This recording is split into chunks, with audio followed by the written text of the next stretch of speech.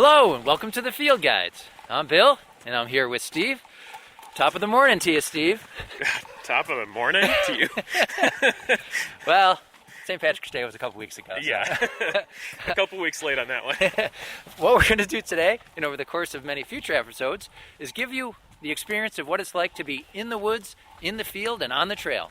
Each month, we pick a natural history topic, research the science behind that topic, and then take you out to a natural spot to share with you everything that we've learned. And Steve, what is our topic today? So today, we're bringing you the second episode in our Spring Ephemeral series. It's not a skunk. Wrong kingdom. It's not a cabbage. Wrong family. It's skunk cabbage. Symplocarpus foetidus. I say fetitus. Fetitus? Well, because fetid is Yes. where it comes from. Yeah. Whichever. Yeah. But is it okay if I start today with the story? Yeah. All right, but before I tell my story, because we always seem to forget to do this, we should tell people where we are. Oh, sure. And this is where we recorded our first maple sugaring episode, which was a classic. If you haven't listened to that, go and listen to that one.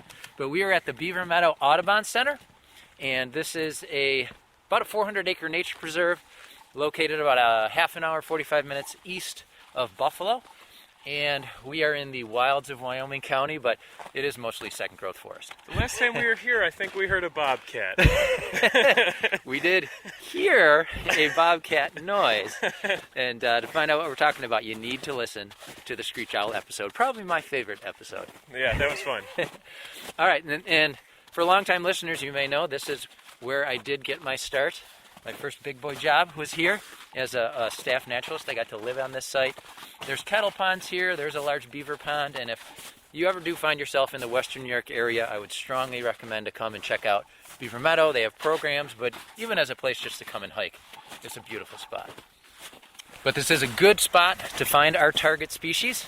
There's a lot of low, wet spots here. But as promised, my story about skunk cabbage was actually before I even started working here. I was just out of college, started to work for a local environmental ed group, and one of the things that they were doing at the time was helping schools plan out and install nature trails.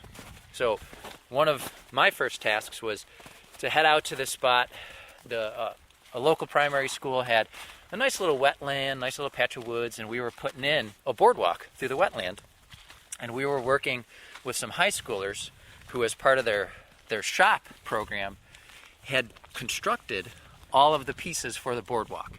They had kind of put them together in school, brought them out in sections, and we were going to put them all together. So we were actually doing this in the very early spring. And I still remember we were out there, things were still pretty frozen. We were actually having to use a pickaxe to chip down into the ice and mud to lay some of the supports for the boardwalk.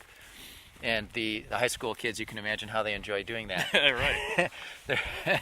They were very passionate in their apathy. Yeah. But as They'd rather be doing drugs and making out under the bleachers. Oh, Steve, come on. The good old days. That's that what what you did in everyone high school? Yeah. As the weeks went by, because we were out there for quite a bit. We were working out there 2-3 days a week. And as the weather warmed up, skunk cabbage did start to emerge.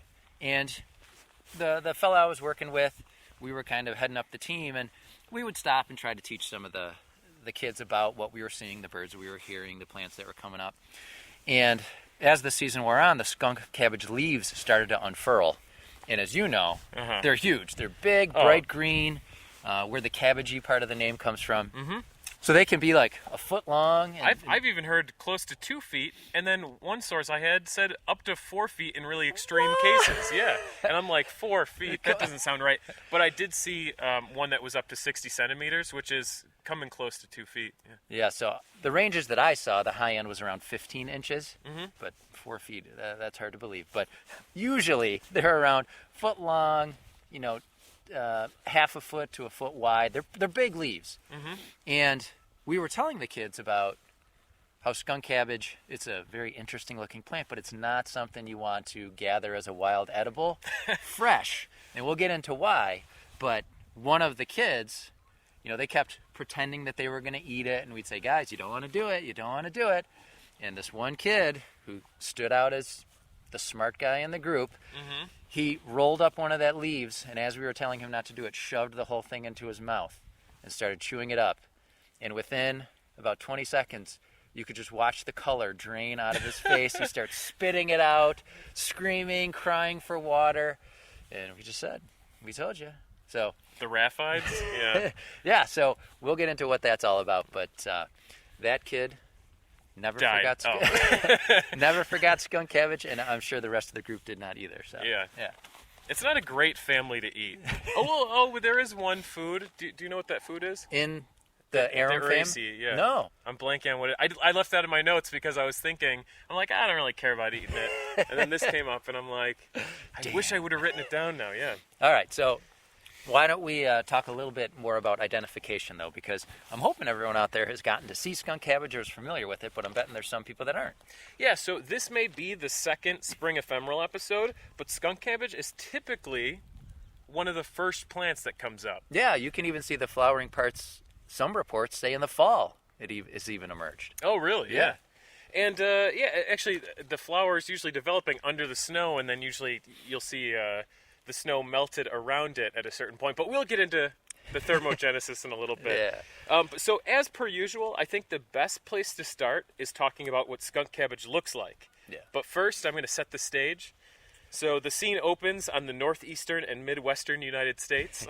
Because that's where you find it. From Virginia in the southeast all the way to Wisconsin in the northwest, as well as the southeastern Canadian provinces.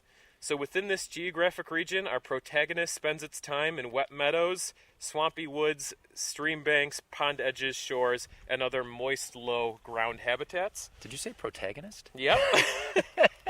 So, wow. So it may be late winter or early spring, but skunk cabbage is getting hot, literally. And even when it's covered in snow, it's warm enough to carry out active metabolism, and eventually the flower develops and the snow has melted around the plant, exposing it to the elements. But at this point, the story gets pretty X-rated, and I don't feel comfortable reading it publicly. And I don't want to get too far without explaining a few things about skunk cabbage first. But Right. So we should also mention there is a western skunk cabbage, but it doesn't really look a whole lot like Symplocarpus fetidus. Is it still Symplocarpus? I don't even know. I don't think so, because That's a very good question. I should have noted that. This genus only has 5 species, and the only 4 that I saw were like East Asian species. Right. Yeah. And the crazy part is you can find this species in Asia.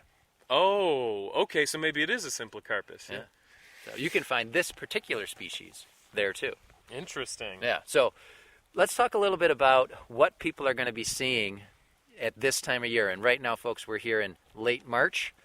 So we're walking right now along a kettle pond. There's still a good amount of snow in patches throughout the woods, but we're along a wet area because we know this is probably a good spot to find skunk cabbage. Mm-hmm. So we're not looking for the leaves right now. It's too early. Yeah, this plant, like coltsfoot, flowers first Right. and then produces its leaves later. Yeah, but usually, unlike coltsfoot, the leaves are emerging while the flower is still present. Sure. Yeah, because usually with coltsfoot, or at least often with coltsfoot, by the time the leaves are really emerging, the flowers are gone. Mm-hmm. That makes sense because coltsfoot is wind dispersed, whereas Skunk cabbage, is not. Yeah. not.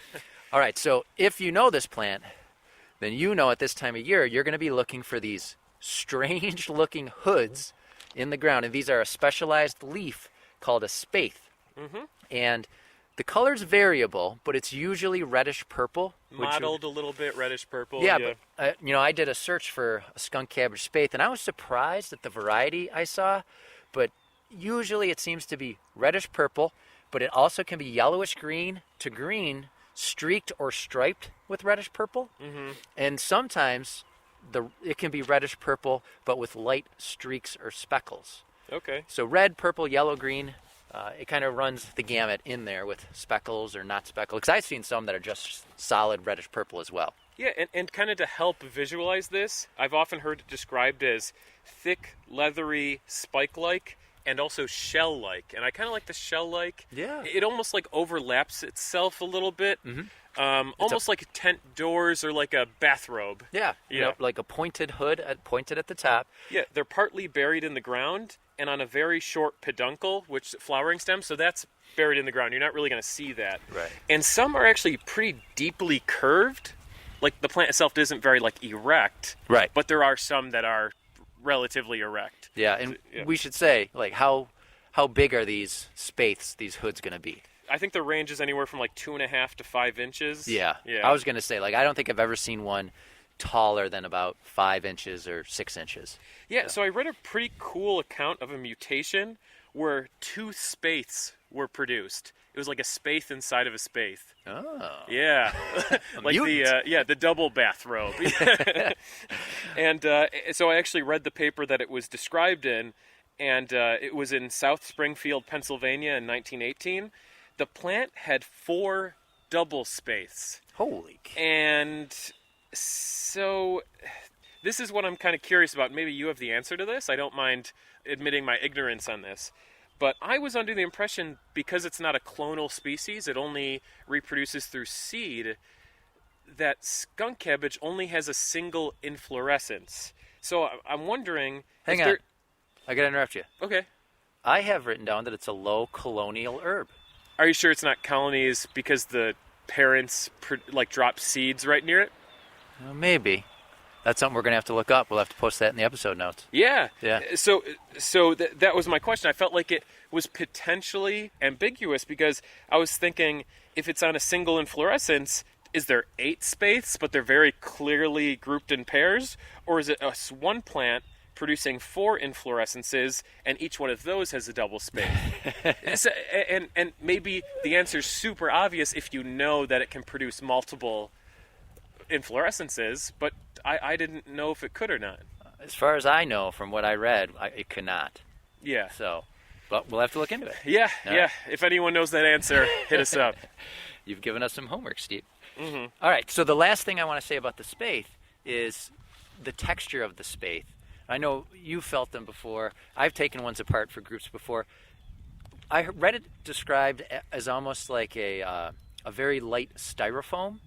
Oh. And it definitely is a unique texture. It's when you think of a leaf, the texture of the spathe is not what you would normally think of. So it's much denser and thicker than a leaf, because it is really a specialized leaf. Yeah, it's a bract. Yeah, Right. a modified leaf. Yeah. And what I found in my research is the texture of the leaf, the thickness of the leaf, the air pockets within there help with retaining heat, which we will be getting into. Steve used that term thermogenesis.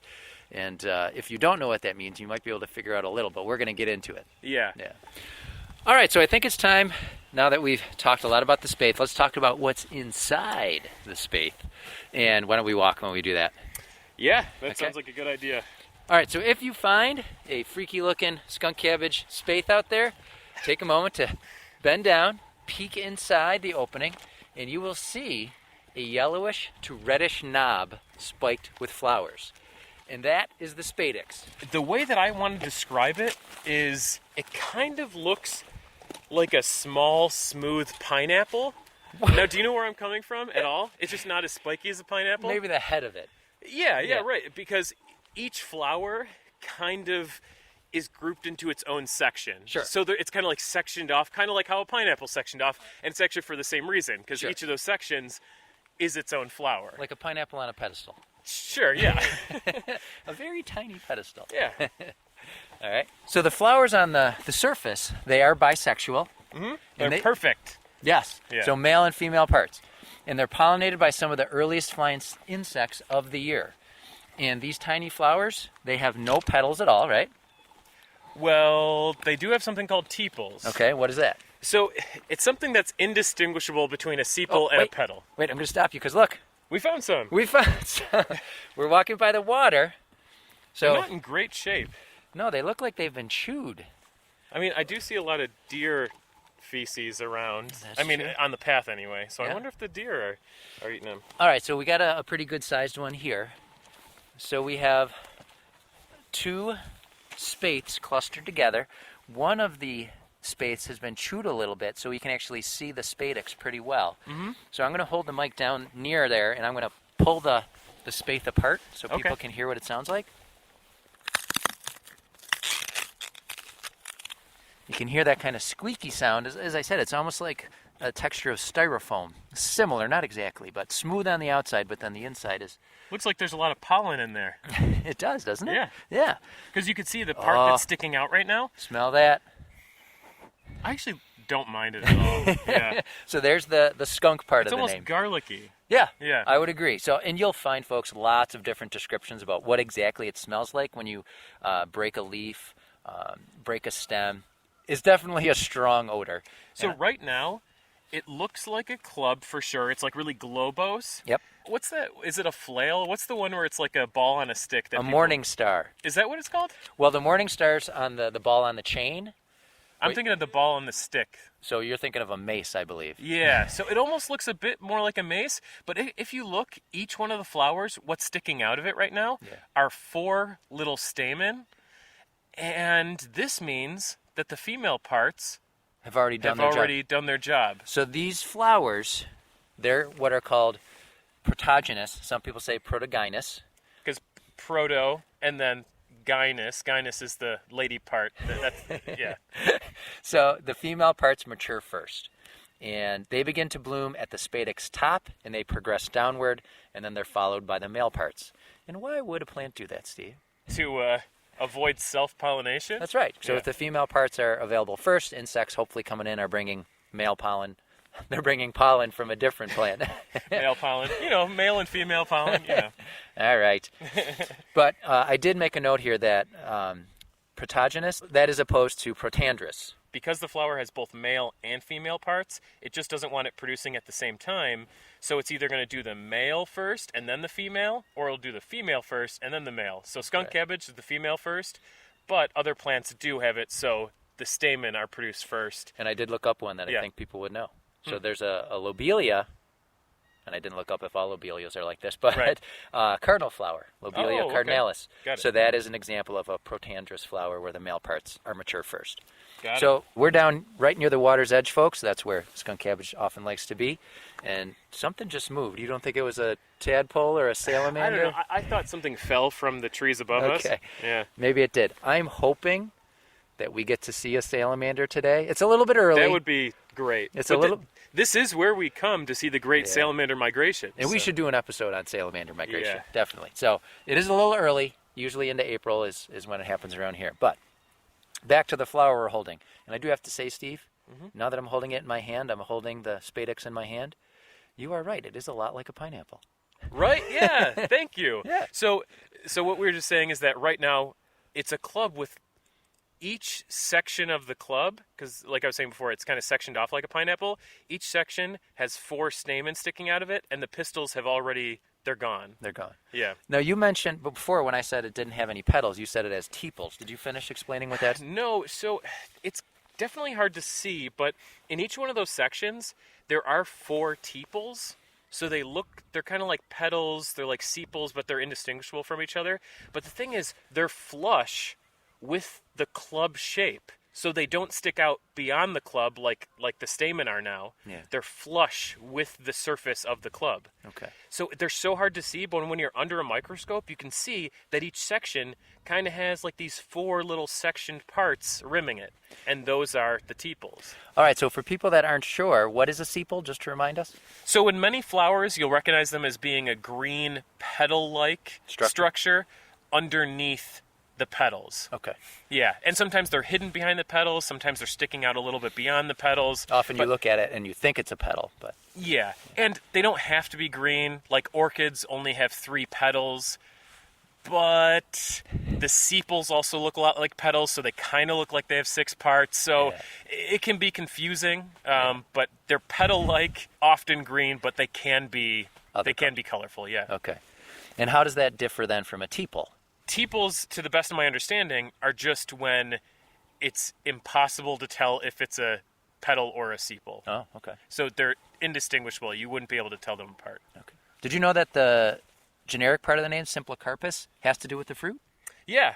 It actually translates to compound fruit. Yep. I found that it translates to connected fruit. Yeah. So if we were to come back here and these flowers were pollinated, it would turn black with age and become a compound fruit. It would have these heavy marble-sized seeds, and it looks like an egg-shaped ear of corn. Have you ever seen it in the wild? Yeah. Hmm. I don't know if I have. I've seen them. They get spongy and they kind of disintegrate eventually. Okay, and they start out yellow, but they ripen to black. But the pictures that I saw, it really does look like a black ear of corn. And they usually germinate, when the seeds do fall off, they usually do germinate within a few feet of the parent plant. Yeah, unless they're carried off by an animal. So I have heard accounts that they may be dispersed by birds or mammals. Okay. Yeah, but very often, you're right, yeah, they will just grow right under their parent plant. I also want to mention that when they do finally germinate, that usually happens in the following spring, but new plants won't bloom in their first year, Right. and they might not produce flowers until their fourth year. Yeah, it takes a while for them to build up enough stored energy to flower, to reproduce. Yeah. Yeah. All right, well, I don't know about you, but I need to get up. My knees are not as young as they used to be. And what a seamless transition, because the audience may not know, but I just dropped the microphone into the water. And luckily, we have 2 microphones, so... We had to run back to the car to get the other one. all right. Woo. All right, so I'm just going to stop us for a minute, because as we walk, I want you to listen. Brown creeper. There's a brown creeper calling off through the woods. That... Doot, doot, doot, doot, doot, doot, doot. Listen.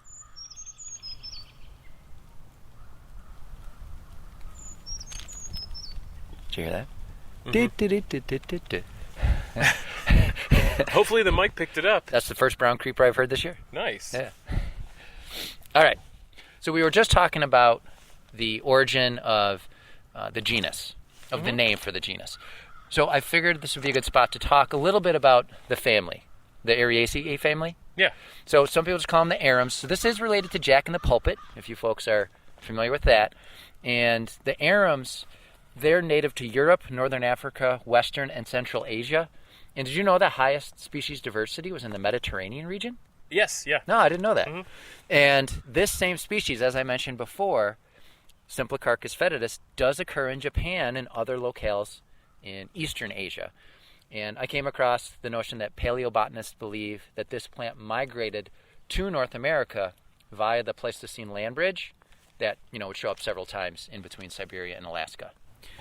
And then you may know this plant by its other names. It's also known as swamp cabbage, meadow cabbage, fetid hellebore, and skunkweed.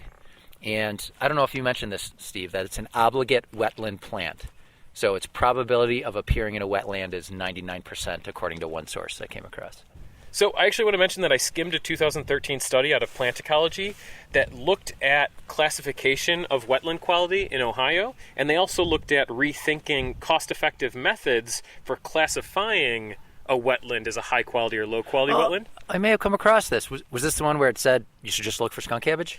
Yeah, kind of. I mean, they implied it, but they did say it's not foolproof. Right. You may want to look into it more. So they used a couple models, and in one of their models, they found that the presence of skunk cabbage, cinnamon fern, and swamp rose were the best predictors for high scores in the Ohio Vegetation Index of Biotic Integrity, or OVIBI. Not a good acronym. So they also found that the best predictor for low biotic integrity was the absence of these same 3 species, rather than the presence of some other species. Because you could imagine, you'd be like, oh, maybe if an invasive moves into a wetland and just takes it over, that would be a really good indicator of a poor functioning wetland. But no, it's just the absence of these species. Okay. That's the best predictor. So another model that they used found that skunk cabbage and marsh fern were the best predictors of high-quality wetlands, with misclassifications only occurring 13% of the time. Wow. So this is 87% effective. Yeah. And again, the best predictor of low-quality wetlands was the absence of these 2 plants rather than the presence of any other species. They suggested that statistically derived species checklists, like what they used in their study, could be used by field biologists to quickly and efficiently identify high-quality and low-quality wetlands. And then if there's another part of that research, if they're targeting specific wetlands, whether they're targeting low quality or high quality, that would be a really easy way to at least get a baseline? A baseline, yeah. And as someone who has spent entire days doing botanical surveys in wetlands, I could see it being useful for specific things, like I said. Like, I don't think the work that I was doing could have been replaced by this work, but you could see how it could save you a lot of time It would and help. money. Yeah. Just by doing a presence absence. Did you happen to look on USDA plants for the species account of skunk cabbage? I glanced over it, yeah. All right, because the only reason I bring it up, and you may want to cut this out because this is a bit of local piece of information, but I was trying to think of where we could go to record, and I'm going back in my head of where all the places I've seen skunk cabbage are, and I couldn't think of any places really close to our homes. So Steve and I both live in the suburbs of Buffalo, and every place I was thinking of was farther away. Oh, yeah. There was not going to be anywhere super close to our houses, so I happened to go on USD plants. I looked on their range map. There are no accounts of skunk cabbage on their website for Erie County. That's really interesting because right in Erie County, there's a place called Great Bear Swamp Preserve. Yeah. And you just look out and it's skunk cabbage everywhere you can see. All right, so whatever method they're using for their species accounts, obviously they missed that. It may be an overhead survey. Okay. So it may be from like photos, which is a way to do it. Okay. If we went to Great Bear, that would have been a drive for both of us. Right. It wouldn't have been convenient for anyone. All right, so is there anything else you wanted to give about, the general species background? Because I wanted to talk about the rhizomes next. Yeah, so before we move on to that, just because you had talked about it, you had brought up the family Yeah. a little bit. And there was a couple things that were surprising. I don't think I necessarily had misconceptions about skunk cabbage, but I just didn't really think about its evolutionary history. I had no idea it was a monocot. I didn't know that either. Yeah, so it's, and forgive me if I say it wrong, but Liliopsida, or Liliopsida. Okay. I blow it with classes all Sounds the good time. to me. So I knew grasses and orchids and lilies were monocots, but I didn't know skunk cabbage was. And you'll actually see on its leaves, it'll have some parallel veination, and that's one of the characteristics of monocots. So let people know what monocots, dicots, what's the difference?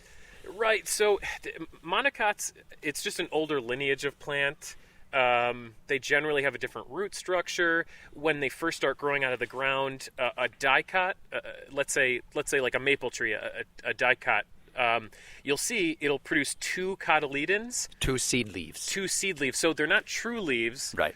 but they kind of look like leaves. And you're like, what is this? And you would never guess that it's like a maple tree seedling that's growing. But eventually, those leaves will be replaced with true leaves. Right. And Yeah. monocots just have one seed leaf. Yeah, mono versus di. Right. Yeah. I don't really want to talk about the family all that much because skunk cabbage is already a big enough topic on its own, but I just want to cover a few things and then move on. Yeah. So the Araceae, the family that skunk cabbage is part of, has 121 genera and 3,770 species. So that's not a small family. And we brought it up before, but it is monophyletic, both based on morphology and DNA sequencing. What does that mean? So that just means that every plant within the Araceae, as well as its ancestor that they all came from, were all arams. Okay. I hope that wasn't a bad way of saying that. So I wanted to mention that typically members of this family have some version of the spathe and spadix, as we described earlier, and the flowers are seldom perfect, and the ovaries are usually superior. So that sets skunk cabbage apart from the rest of the trend in the family, because skunk cabbage has inferior ovaries, so they develop inside the spadix, and their flowers are perfect. Okay. So that's just something that, when we say that there's trends in a family, there's always going to be members, and we just happen to be talking about one of the members today that trend does not fit with. I also want to say that if you think you're not very familiar with this family, You are. you might want to think again, because so there are some notable members of this family. In our neighborhood, we have green dragon and jack in the pulpit. They're in the genus Erythema. We also have water arum. We have arrow arum. And then those tiny floating aquatics that are growing in wetlands, such as Spirodella, Lemna, Wolfia, Wolfiella. So these are all genera? Yeah, so I should have said you might know these as like duck meat, duckweeds, water meal, bog mats. Like Right. they have maybe more known common names, but they're pretty much everywhere. And I think it took me a while to learn that a lot of these tiny floating aquatics were in this family. And speaking of floating aquatics, I think it would be an awesome idea if we actually did a bonus or regular episode on them someday. Wolfia and Lemna, like those are really cool plants, and I'd love to cover them, especially since it's something that so many people see every single day. Right. And especially if you're anywhere near a wetland, and it would be nice to know something about it. Yeah. So if you guys like to go to botanical gardens, you might recognize other members of the family, like philodendrons, the Titan arum, that's a huge one, elephant's ear. And because they have low light tolerance, they're actually pretty popular as houseplants in cool climates like where we live. So if you have pothos or a calla lily or Swiss cheese plant, also called the cutleaf philodendron, these are all very popular houseplants. So you're like, oh, I've never heard of this family. No, they're in your backyard, they're in your house, they're at a nearby botanical garden, they're everywhere. They're all related to skunk cabbage. Yeah. And you mentioned the Titan arum, which some people call the corpse plant or the corpse flower. So that's the one that gets that huge flower that only comes, every few years or every 5 or 7 years, and it smells horrible. Yeah. So some members of the arum family, like the Titan arum, like skunk cabbage, do produce these foul odors, and they do it for a reason, right? Yeah.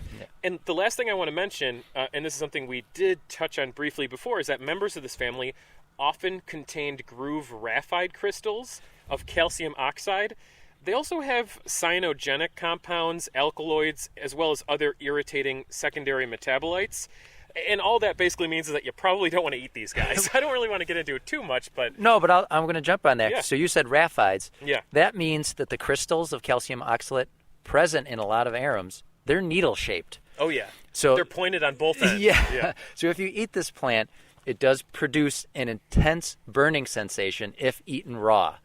You can't boil it to get rid of it. Yeah, they stay in there after boiling. Yeah, but you can dry the plant to neutralize those crystals. And did you know that calcium oxalate, that's a major constituent of human kidney stones? Oh, yeah, I knew that. Okay, yeah, I didn't know that. And it's also found in beer stone, a scale that forms on containers used in breweries. I didn't know that either. Yeah, so I think one thing that's interesting is that this is a inorganic mineral, right? Yeah. That's being created in organic systems. And it doesn't always form in needle-shaped crystals. Oh, okay. Because I did look that up, and there are instances where it occurs in a form that isn't so pointy. Yeah. So you wanted to talk about the roots, right? You know what? But before that, though, since we started talking about the smell, Sure. let's do that. So we mentioned that the spathe is reddish purple. Mm-hmm. Do you know why some people theorize it's reddish purple? If I were to guess, Yeah. a sophomoric guess Yeah. would be because darker colors absorb more light instead of reflect the light, so they would warm up better. That is entirely logical, and I like that, but that's not what I was talking about. Oh, So okay. think about how it emerges, as you said, coming out from under the snow even, right? It doesn't require as much chlorophyll. Right, but it's theorized that that reddish purple color resembles carrion. Oh, okay. So animals that have died over the winter time, as the snow melts back, their corpses are going to be exposed, and that's going to attract things like dung beetles, flesh flies, bottle flies, all these things that come and feed on dead stuff, and it's going to inadvertently pick up some pollen and hopefully pollinate skunk cabbage. So the liver-colored streaks and the bad odor, it also leads some botanists to cite that this plant is an example of dung mimicry. Oh, okay. And it even has volatile chemicals. Great names here. Did you come across this? Scatol and cadaverine. No. So the chemicals that are part of that odor. I like the scat part of scatol. Yeah. I imagine that's where that's coming from. So the one account I read said they mimic putrescence successfully enough to attract insects that specialize in scavenging dead and fecal matter. Yeah, so I think it's important right now that I think we've said it indirectly, but I think we should just come out and say it as clearly as we can. Yeah. Skunk cabbage is called skunk cabbage for a couple of reasons. Yeah. One, when it looks a little bit like cabbage, the leaves that appear later on after the flowers, when you damage those, they produce a bad smell. Yep. But also, and I know you also damaged the spathe, and that made a bad, well, I'm going to say bad smell in quotes, but also the flower itself, without being damaged at all, does produce a bit of an odor. Right. So there's many smelly parts of this plant, and that's why it's called skunk cabbage. Yeah. Linnaeus gave skunk cabbage its species name, Fotidus. How'd you say that? Fetidus. Fetidus. But I could totally be wrong. Yeah, I mean, fetid is the word. You know, fetidus isn't a word. How do you say it? Fotidus. Okay. Because it's F-O-E-T, Fotidus. I don't know. Because isn't fetid even spelled slightly different? It's not F-O-E-T. It's F-E-T-I-D, right? It depends if you're in England or not. I know. So, and fetid really just means smelling extremely unpleasant. Yeah. But I've also heard it described as a mixture of a skunk, putrid meat, and garlic. But some of the other words, malodorous, mephitic, Yeah. that just means foul-smelling or noxious, viverine, Oh. ferret-like. Yeah. Well, it's musky. Yeah, Yeah. I've also heard mustard plaster and raw onions. And finally, I've also heard it described as innocuously as fresh cabbage with a slight suggestion of mustard. What? And actually, What cabbage are these people eating? I don't know. I kind of appreciate that more, though. If you've ever snapped off some fresh lettuce, I didn't think it smelled that bad. Well, but the onion is also there too. The garlic, the onion, just a little bit. There are some freaks out there that say that I love the smell of skunk. Those potheads. Yeah. All right, so we are going to talk more about the animals related Yeah. to skunk cabbage, but I mentioned that we're going to talk about the roots. Yeah, I think that's a good idea. So I did read that if you want to dig up skunk cabbage, Yeah. and I don't know why you would want to, you would have to dig over a foot before the root shows even the slightest sign of giving way. Did you come across that? I did. So Yeah. it has these thick vertical rhizomes, and they're at the center of this radiating mass of lots of long descending roots, and I read they resemble earthworms. Yeah, I heard the large central rootstock is about the size of a potato, Yeah. which that's big. Potatoes aren't small. I read a But couple potatoes of are so variable in size that I'm like, what do you mean, potato? Yeah. I read several accounts of people trying to dig it up and complaining about how difficult it was. Yeah. So I found this last bit pretty interesting. The older roots have a ring-like or wrinkled character. Yeah. And did you know about this? That's what I read. That's all it said. You weren't curious about why they have a wrinkled or That's ring-like? all it said. All right. So the reason is because these type of roots are something called contractile roots. Oh, okay. I read that somewhere else. Right. Yeah. And Yeah, this is something cool they do every year. Yeah, and this is particular to a few plants. The general purpose is to pull the plant back into the ground as it grows up each year. And so by the process of contraction, the roots wrinkle up and draw the plant down into the soil. And the roots are permanently wrinkled after this contraction. Yeah, so they pull it down, I read, several millimeters a year. Yeah. So it always keeps it close to the soil surface. Yeah, and that's why I was saying before that beneath the spathe, beneath the inflorescence, there is a peduncle, but it's short, and you're not going to see it because the plant is in the ground. Right. The plant has been pulled into the ground. Did you tell people what a peduncle is? It's just a flowering stalk. All right, Yeah. just to make sure people know. It's what an inflorescence sits on top of. Now, did you come across, speaking of the rhizomes, did you come across how long these plants can live for? That is something I didn't, and I was actually going to ask you because I saw that they could flower in their 4th year, so I'm like at least 4 years, I'm guessing, but I don't know how long they can live. So I read a couple accounts that claimed, and these were pretty scientific accounts. They weren't just throwing around wild claims. They weren't necessarily academic papers, though. Mm-hmm. And a couple different sources said that some roots have lived for centuries. What? So over 100 years. Now, I tried to find any papers, any specific references to studies, and I wasn't able to come across. So I was going to put it out there to the audience. If you know of anyone who has actually done any kind of specific study on the age of skunk cabbage roots, I would love to see that. Yeah, So, that would be... That's extremely long-lived. Yeah, that's for an herbaceous plant. Yeah. I wonder, what's the average age that an herbaceous plant lives, not including annuals, something that sticks around, a perennial. Right. I want to know how long they generally live. That'd be really interesting to know. And it's tough to find numbers like that, because sometimes I'm like, you find all these interesting things about a plant, but I'm like, okay, that seems interesting, but I want to know what that is compared to The average. the things around it. Yeah. I want to know how long this... I don't know, because how interesting is it to say this lives 4 years? Okay, but what if everything else is living 4 years? Yeah. How interesting is that even to say? What if everything else lives for 100 years? Right, exactly. Yeah, so it You would need be context. Yeah, I know. It's hard work finding, digging up this information. All right, so since we're talking about the rhizomes, can we move into some of the animals that feed on skunk cabbage? Oh yeah. Because I found some interesting information first let's talk about the animals that eat it.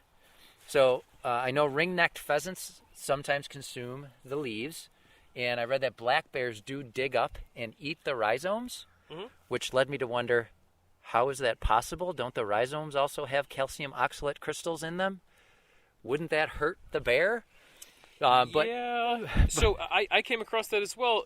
I heard that both black bears and snapping turtles occasionally eat the foliage, but only when little else is available, when they're coming out of hibernation. So this led me to another study, which isn't necessarily about skunk cabbage, but it was cool, so I'm going to share it.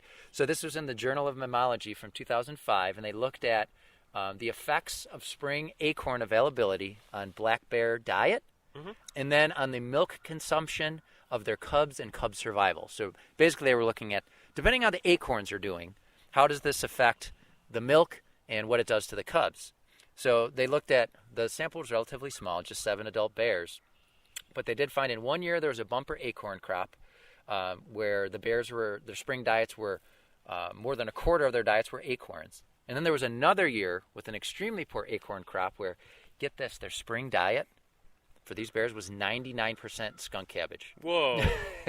Well, I mean, I'm glad that we're talking about this now, because right in the beginning when we walked up on these plants, they were all chewed to pieces. Right, they were, which was kind of surprising. Yeah. So they measured the fat content of the milk, and they did say it was higher when acorns were abundant, about 12%, but they didn't find any carryover effect into cub survival. So that bears just compensate for changes in food availability by eating other stuff, greater volumes of other stuff, and then they perhaps allocate more resources to milk production if they have to. Got it. So did we talk about who pollinates this plant? We did not, so I was going to leave that to you. Who is the first one usually to pollinate this? Did you come across that? Not positive. I know I've heard flesh flies, carrion flies, various gnats. I don't know. Apis mellifera? Oh, a bee. Yeah. So let me, before you go on with this, I do want to add this little great quote that I found from an old paper. From a recent article in American Forestry by R.W. Schufeld, I found that a variety of bee introduced into this country from Europe is one of its earliest visitors, since they must have food early in the spring. The article further states that the honeybee, if able to enter, finds the exit too narrow and slippery, and the bee perishes miserably. I mean, the ones we're looking at kind of have decent size openings, but very often it's a very small little slit. And I did find probably 2 or 3 references to the fact that sometimes when bees go in, they can't come out again. Well, let's just say they perish miserably. That is a better way to say it. But they don't all. Yeah. And we'll talk about some of the stories about how bees can utilize skunk cabbage early in the season because of the heat that skunk cabbage produces. Oh, yeah. But let's save that for a little while. Speaking of animals using the heat to their advantage, nearby spiders, have you heard about this? Yep. Will create webs in the opening of the spathe, which is super smart if you're a spider and you're warm enough to move around and make a web. Yeah. It seems like the perfect place to put one in the early spring and late winter. Yeah, the one study I looked at said they found 11 species of spiders constructing webs in and around skunk cabbage spathes. And just so people understand, spiders sometimes get frozen in the wintertime, and they can survive it perfectly fine. I was hiking in Allegheny a few years back, and we found a spider, and it like thawed out, and it was like perfectly fine. But then, you know, we're like, we just can't bring this spider with us everywhere we go. We just like put him back onto the snow, and he, you know, I'm sure, I don't know if he could survive multiple freezing and thawing events, but I'm sure he's dead now. He or she is dead, Now, did you find out about the spider that mimics the male flower? No, go ahead. So there's a common spider found at the spadix base, and it mimics a pollinating male flower. So it's a theridiid spider. I don't know that group. It's an Enoplagnantha marmorata. So its common name is the marbled cobweb spider. Okay. So I don't have much to say about it beyond that, but reading about this spider led me to something that I found incredible, unrelated to skunk cabbage. Did you know about cobweb painting? No. So this apparently started in the 1500s. Monks and certain peasants did it over in Europe. I know you don't care about people, but you got to hear this.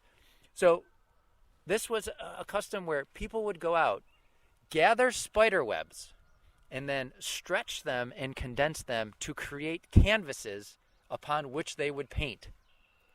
Oh, So- interesting. So this was a certain kind of painting done on this incredibly delicate canvas, crafted by hand out of spider webs. Well, the cobweb paintings, there's only apparently about 100 of them left because they're so fragile. Whoa. Just to keep them, over the decades and the centuries is so difficult. There's only about 100 left. So finding out about the cobweb spider led me to discover that, which was pretty cool. So I also found that other pollinators are chiefly flesh flies in their Sarcophagidae and carrion or blowflies. Okay. These are the ones that are metallic, bluish, or green. They resemble houseflies, the ones feeding on dead stuff usually. In terms of animals that just feed on the plant, the ruby tiger moth feeds on the foliage, and the cattail borer moth typically mines the leaves. And I also saw that slugs and snails occasionally feed on the foliage of skunk cabbage. The ones that want to kill themselves? Yeah. Well, I don't know if calcium oxalate does to them what it does to us. But Yeah, I know. They're a very different type of creature. sure, Yeah. it could be fine. Now, I know the fellow we often mention on these podcasts, John Eastman, his series of books, of natural history books, he mentions that a certain species of warbler, I can't remember if it's a yellow warbler or a common yellowthroat, makes their nest inside the spathe of the skunk cabbage. Now, that will sometimes do that. If they're bigger? Well, exactly, because I read that and I'm like, come on. Now, I wanted to say, did they pluck the spadix out and then just put their egg in there? so several times over the years since I got that book, I've asked birders about this, and I've tried to look up online if I can find a picture of a yellow warbler nest inside of a spathe.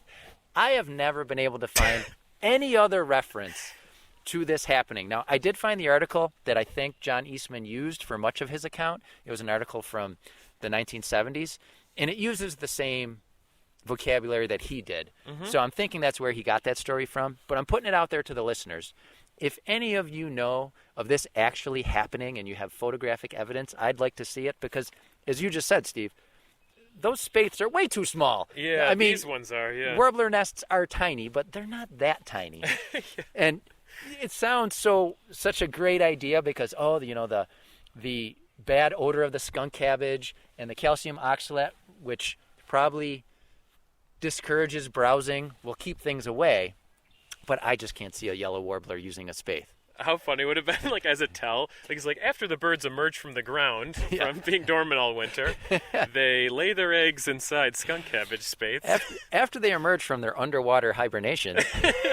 Yeah, so by the way, that is what some ornithologists thought before migration was invented. Right. And I say invented in scare quotes. But They just said, the birds go underwater, of course. Yeah. So we shouldn't mock historical ideas. I spent way too much time on historical ideas a few episodes ago. All right, now hang on. So I'm sure our legions of fans are right now looking online, trying to find evidence of this. Now, I will say I did find some accounts saying that some warblers will build their nests in skunk cabbage leaves because the leaves are so large that sometimes kind of down in the crook In the of base of the... Right, that sometimes they will build their nest there. But Eastman, he says the spathe, that it's inside the spathe. He's not talking about the regular leaves. Right, yeah, So- because the spate's gone by the time the leaves show up. Usually, yeah. Yeah. So, as long as we're talking about animals, humans have traditionally used skunk cabbage to treat all sorts of things. Steve is making quotes. Listen carefully for the audible scare quotes there around the word treat, because I'm not sure if it actually worked or not. But I don't know. I don't really give a fuck about that. So, Steven! so maybe we should move on to something more interesting. All right, we've been dancing around thermogenesis Yeah. and the heat that this plant produces, which I think is probably the coolest part about this plant. Oh, did you get that? It's the coolest part of the plant. Not a very good pun, but... All right, so let's talk about, what is this about, Steve? All right, so I'm not sure if you came across a different mechanism for thermogenesis than I did, but I have a general sense of how it's done through my 2011 edition of Botany: An Introduction to Plant Biology. And before you start to bore us with that, let's just define our terms here. So thermogenesis is just What? The creation of heat. Yeah. The genesis of thermo. So this plant produces heat. Yeah. And you will often find skunk cabbage early in the season with the snow melted around it because the plant is actually melting the snow. Yeah, and I don't know if you came across this, but skunk cabbage isn't the only plant to use thermogenesis, but it does do it in kind of an interesting way. So there's two... Aren't they all interesting ways? Well, there's two types of thermogenesis in a sense. So there's two ways to do it. One, you could either only heat up right around when you want the female flowers to be pollinated. So let's say, for example, during the day when you know there's pollinators around, that's when you're going to heat up. And then when the sun goes down, you'll cool back down. You'll go back to a quote-unquote cold-blooded plant. Right. And then the next day you'll heat up again and then cool down Yeah, and but heat up. skunk cabbage don't do that. Yeah, skunk cabbage just pushes through. There's no cooling back down until the snow is gone and the weather has warmed up a little bit. At that point, it'll stop. But we should also mention that the thermogenesis only occurs inside the spadix. Right. And it's probably obvious that the spathe keeps some of that heat in there. Right. Yeah. So the spadix heats up the air within the spathe. Yeah. And the temperature within the flower spathe is often 60 degrees Fahrenheit higher than ambient air. You got 60? In below freezing temperatures, they can be 20 degrees Celsius, at least 20 degrees Celsius warmer than their environment. Yeah, so I got at ambient temperatures between 37 and 75 degrees Fahrenheit. Spadix temperatures ranged between 61 and 79 degrees. Mm-hmm. And the warmest ones were those that were in the receptive female or early pollen-bearing stages. Yeah, so as you just said. It's not as interested in heating up after the female stage. Yeah, but did you find that those rates increased with declining ambient temps? That's what you just said, right? Mm-hmm. So as temperatures drop, it starts to get warmer. Yeah. Yeah. So skunk cabbage and other plants that produce heat do it more effectively than people do. And without getting too deeply into the chemistry of it, often plants are interested in producing molecules called ATP during respiration. ATP is adenosine triphosphate. And this is, the only reason I'm bringing this up is because this is actually incredibly important. Yeah. This is what biologists will call the energy currency of cells for most organisms. And it's used in all different types of metabolic processes. So let's just stick with plants since that's the topic today. and I'm willing to make this a little bit wrong in order to make it easier to understand. Who knows, maybe I'll make it harder to understand. But ATP is a little like a rechargeable battery inside of a cell. So plants aren't a closed system. Energy comes into that system through sunlight, through radiation. And that energy charges or provides the energy for the production of ATP. And the energy in ATP is used to carry out the functions of the cell. So I'm going to get a little more technical here so you guys can see a little bit under the hood. So it seems less magical. Under the hood. Oh, no, I didn't actually realize that I was making that pun. So when ATP breaks a bond, it releases energy. So ATP, or adenosine triphosphate, is converted when it breaks a bond into adenosine diphosphate, or ADP, and an inorganic phosphate. When more energy from the sun reaches another adenosine diphosphate and an inorganic phosphate, it's converted into an ATP again, and it can be used as a little battery again. So every time the ATP is formed, it's like a battery being charged, and every time a bond is broken in the ATP and the energy is released, it's like the battery being used and running out of juice. Now, is that okay, do you think? Was that understandable? Like, could I follow that? Yeah. I followed that. Okay, good. So I don't want to spout a bunch of chemistry jargon at you guys, so just know that the production of ATP is energy efficient, and relatively little of that energy is lost as heat. So we know no energy is ever lost in a system, but we just mean radiated out as heat. And this would all be considered cell respiration, right? Yes. So I know you probably have more to say, but just to give people a little mental break before Steve continues. So when you're explaining this to your friends, you can say, skunk cabbage produces heat through cell respiration. Yes. Okay. And thermogenesis is also called thermogenic respiration. Yeah. Okay. Yeah. So like I just said, ATP is efficient and it loses very little energy as heat. But if the plant is strictly interested in producing heat, it can skip synthesizing ATP and produce a whole bunch of heat instead. So a plant is only going to want to do this if it has the excess energy stores that evolved for that purpose. And I know plants don't want stuff, and evolution doesn't do things on purpose, but you get my gist, right? Yes, we get your gist. Got it. So I skipped all the chemical equations and all that, but just so you know, it's just skipping the production of ATP, and that produces heat. When you're not making ATP, you're quote-unquote wasting a lot of heat, but it's just advantageous because now it's suddenly warm enough for the metabolism of skunk cabbage to do its job. All right, Steve, you look pretty cold, so why don't we start walking? Yeah, I got one of my hands in my armpit warming it up. So all of this heat production that skunk cabbage is doing, you would think it was doing this to try to attract pollinators, right? Yeah, like to increase its metabolism so it can grow as well as attract pollinators, because that heat helps volatilize smells. Right. Yeah, chemicals into the air, yeah. And we mentioned bees before. In John Eastman's book, the Book of Swamp and Bog, he talks about how bees don't fly very well under 65 degrees. Oh, okay. And that some of the folks that raise bees, they actually refer to skunk cabbage as heat stops. Oh, okay. Because the bee can fly from spathe to spathe, warm itself up, and then have enough energy to move on to the next one. Got to it, gather pollen. little gas station. Yeah, for exactly. heat, yeah. But I did find a study. Now, it was from 1999, but it was in the Journal of Experimental Biology. And Steve just almost fell off the bridge. Almost right into that pond. Good save. Kettle pond, yeah. So this was a study that was focused on studying temperature changes within a skunk cabbage spathe. And I didn't write down in my notes here how many individual plants they looked at, but they did do a survey of all the insects that were present. Mm-hmm. So in the discussion, it said only 11 invertebrates, including only one flying insect, oh, here we go, were found in 195 inflorescences, suggesting that heat production and temperature regulation are not closely associated with cross-pollination. Oh. Yeah. Huh. So that leaves me thinking, well, why else is it doing it? Right?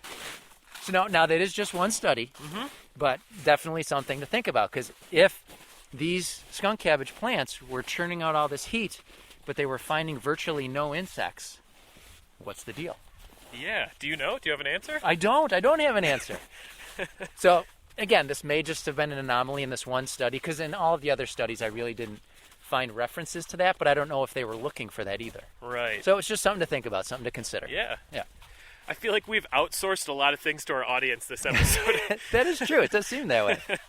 And then the last thing I'll share is I thought it was very cool. One study actually looked at temperature changes, and they timed it. And they found that when ambient temperatures started to change, that the temperature of the spadix started to change first in the same direction as ambient air temperatures. But then at 38.3 minutes, it reversed. Huh. And it took 87.6 minutes for the skunk cabbage to get to the temperature that it wanted to. Interesting. So again, this was just one study. I didn't find references in other studies to those times, but I thought it was great that they said at 38.3 minutes, then it reversed temperature. Uh-huh. Like you could set your watch to it. All right, so do you have anything else? No, I think we're good. I think we covered a lot of stuff, and it's a good place to wrap up. Now, before we get into our usual wrap-up, I do have a piece of listener mail that I'd like to share. Did you happen to look at the comment that was left on our website about the local ecotypes episode? Yeah, I believe so. All right, so Monica wrote to us, and she said this was following our local ecotypes episode, the last official episode we did, about a program that New York State Parks is doing to raise local ecotypes of native plants to help restoration projects in state parks. So Monica said, "Excuse me for being naive or crass, but what happens if instead of intently restoring an area, we let nature do the work? I mean, I understand that we need to protect that area from human disturbances, but after that, can't we just wait until the ecosystem restores itself? Why do we need to actively influence the course of the evolution of the ecosystem? What am I missing here? Help. I did see that. You had a bit of a back and forth. We did, and I wasn't sure what to expect because we take kind of a skeptical, very research-based approach, and people don't always approach it from that standpoint. Sure, but I also think there's some really good philosophical questions. What does it mean to be untouched by human hands if we're affecting climate, if we're polluting areas, if we're what does it mean? Do we have to be physically disturbing something, or can we just be chemically disturbing it? Or there's a lot of ways. There is, and you're dealing with ecology, so it's hugely complicated. There's lots of gray areas, and I'll encourage the audience, if you want to see my whole response, to go visit our website and look on our page for the local ecotypes in the comment section. But I really just started out by saying, it's a great question, and it depends on your goal. Is your goal just to have a disturbed site return to a natural look? Well, 9 times out of 10, you can just step back and allow things to move back in. Something's going to move in. And one thing I do want to say is that you can't look out at an area and say, I think this is pretty healthy. Right. There's really some very, very difficult ways, a lot of hard work that goes into determining if a site is being productive, measuring microbial activity, looking at species richness, looking at biomass, looking at disturbance events, because you have to make sure that every now and then there's some disturbance. There's a lot of things that go into knowing if a place is actually healthy. Sometimes something looks good, right, but you don't know if it's actually good, Exactly. So I went on to explain that, look, unless you're in a very remote, very wild, and very big place, that human disturbance is a facet of most systems. And that if we're looking at biodiversity and, as you said, overall health and where the diversity and the production would be at if there weren't major human disturbances, are we trying to move things back more in that direction? And I actually used an example from the site we're at right now at Beaver Meadow, because during my time here, every day I'd walk these trails and I'd see tons of multiflora rose and Tartarian honeysuckle, 2 invasives that were planted here by Audubon volunteers in the 50s because we didn't know about invasive plants back then. Mm-hmm. They thought, hey, these grow quick, you don't have to do a lot of work, they produce a lot of seeds. Yeah, they were trying to create habitat. But they take over. They reduce diversity. And Boy Scout troops would come out here and they would say, hey, we want to do community service, and staff here would sometimes say, well, why don't you remove some of the Tartarian honeysuckle and the multiflora rose.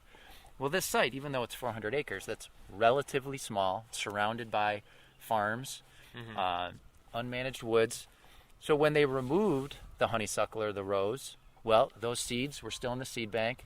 They would move in from adjacent properties. So within a decade, we're right back to where we started. Yeah. So without active human intervention and a plan for how are we going to keep those invasives out, what are we going to plant there instead, what natives are we going to encourage, without human intervention, you'd just be right back where you were to a less diverse system.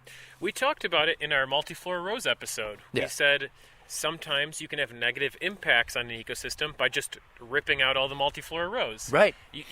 There should be more of a transitional plan, because there are species that use multiflora rose. Yeah. I think mockingbirds are one that we brought up in that episode, that we don't want to disadvantaged species just because we're trying to help them in the long run. Right. Invasive species aren't all bad. Yeah. They are doing some good stuff. And I also did say that sometimes you don't need human intervention, and sometimes human intervention leads to worse consequences. You're trying to help. So it's never very clear cut.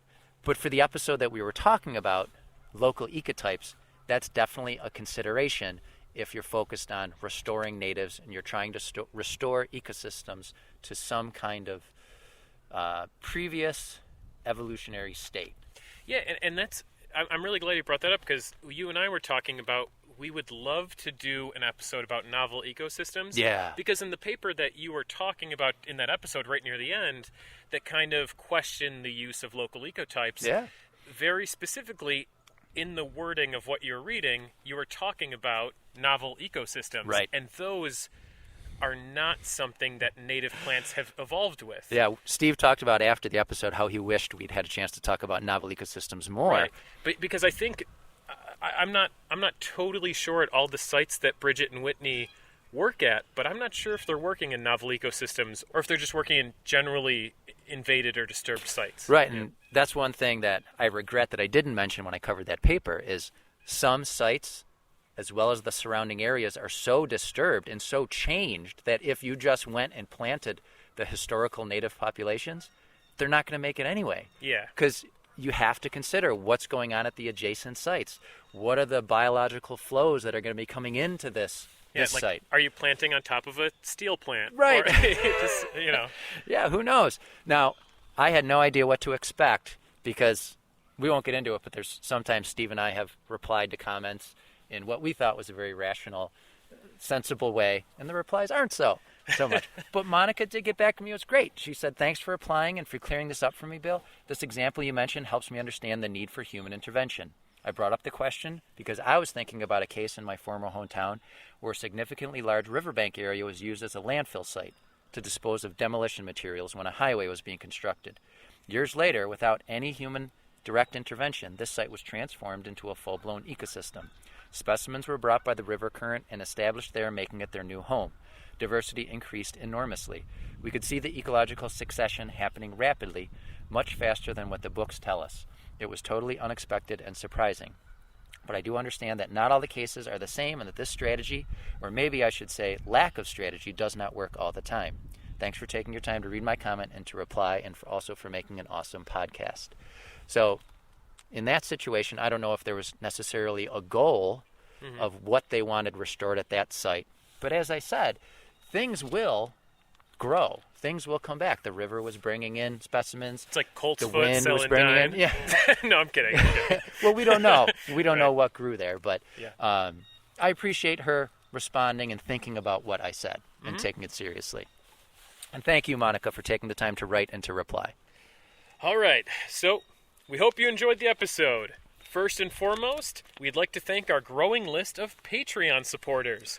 So thank you, Elizabeth and Guy, our newest patrons. Yeah. Now, I do have to jump in here because I don't think we've talked about this officially. You saw the message from one of the patrons asking if we would come and do a hike and a recording if they were willing to donate enough. Did you see that? Oh, yeah, I did see that.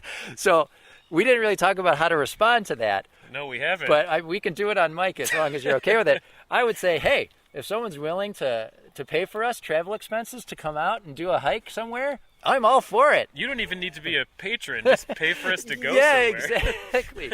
We'll gladly do that. So I did get back to that person, and I did say, well, we'd have to consider travel expenses and timing, but, hey, we're open to it. We're open to talking about it. Like, I know our patrons should be given advantages that other people don't have, but at the end of the day, if you're willing to send us somewhere, Yeah. But we do send patrons stickers, right? Yeah. In fact, I'm sending them out today or tomorrow. Yeah. So speaking of patrons, we are thankful for every single patron. But at the end of every show, we give a special thanks to our top patrons. So thank you, Rob. We named the dog Indy, Bethany, and especially Scott, Ken, Diane, Morgan, Alyssa, and Misery Mountain Farms. Thank you guys so much. Thank you. And we also want to thank our new anonymous 5-star reviewers. So no more written reviews since the last episode, but we did have a few more 5-star anonymous ones, so that's nice. So keep the reviews coming, guys. It really helps us get the word out to more people. And I also want to add that last episode, I mentioned that we were included in a video by Backpacker Diaries titled Top Outdoor Podcast for 2017. Well, this episode, we found out that we're featured in an article on Audubon.org titled 10 of the Best Podcasts About Birds by Nicholas Lund. Yeah, that was great to find that out. It was such a nice surprise. But just don't tell them that we're actually not a podcast just about birds. We've covered birds 5 or so times. Yeah. So besides BirdNote, I'm not really familiar with a lot of the other podcasts on the list, but I'm definitely going to check a few of them out now. Oh, yeah.